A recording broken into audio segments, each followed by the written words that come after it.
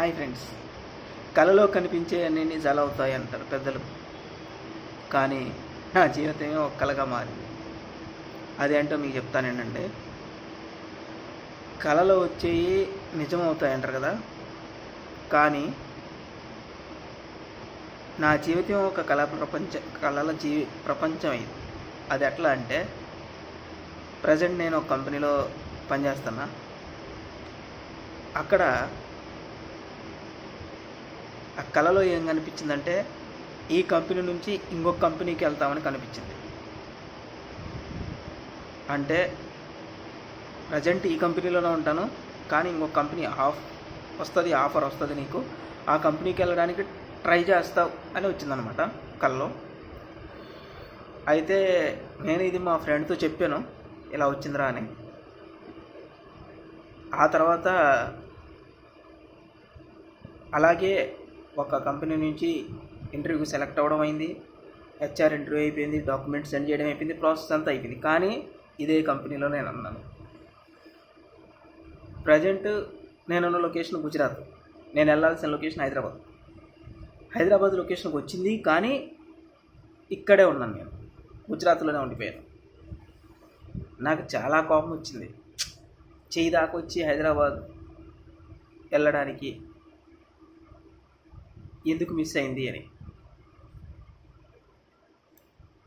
కానీ ఏం చేస్తాం, తలరాత. ఇక్కడే ఉంచాలనుకున్నాడేమో దేవుడు, అందుకే ఇక్కడనే ఉంచినాడు. సరే, ఇది ఒకటే అని కాదు, నా జీవితంలో ఏది జరిగినా కానీ కళల ద్వారానే జరుగుతుంది. అదే నా బాధ. అంతకుముందు ఒకసారి విజయవాడలో వరదలు వచ్చాయి రీసెంట్గా,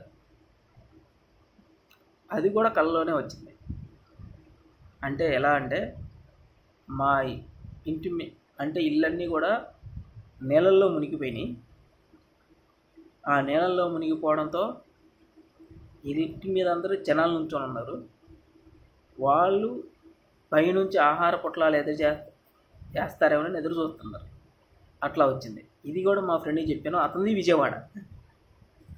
అతను చూసి అది జరగకముందు నేను చెప్పాను, అది జరిగిన తర్వాత అతను వచ్చి ఏందిరా ఇలా వచ్చిందా అని అంటున్నాడు. అంటే ఇది నిజమో అబద్ధమో నాకైతే ఇంతవరకు ఏం అర్థం కాలేదు. ఇది ఇప్పటి నుంచి కాదు, ఇంకా చాలా ఉన్నాయి ఇట్లాంటివి.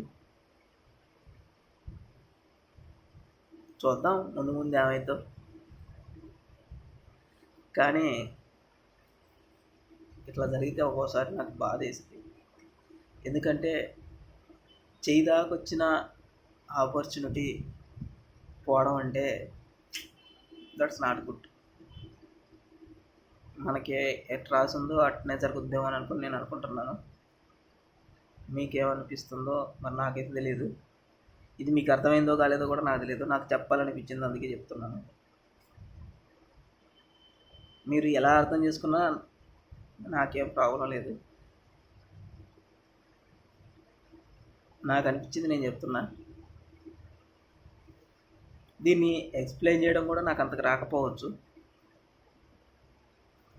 ఎందుకంటే నేను అంత ఎక్స్ప్లెయిన్ చేసేదంత ఎక్స్పర్ట్ని కాను, ఇతరులకు అర్థం అవ్వాలని చెప్పేంత మెచ్యూరిటీ నాకు లేదు.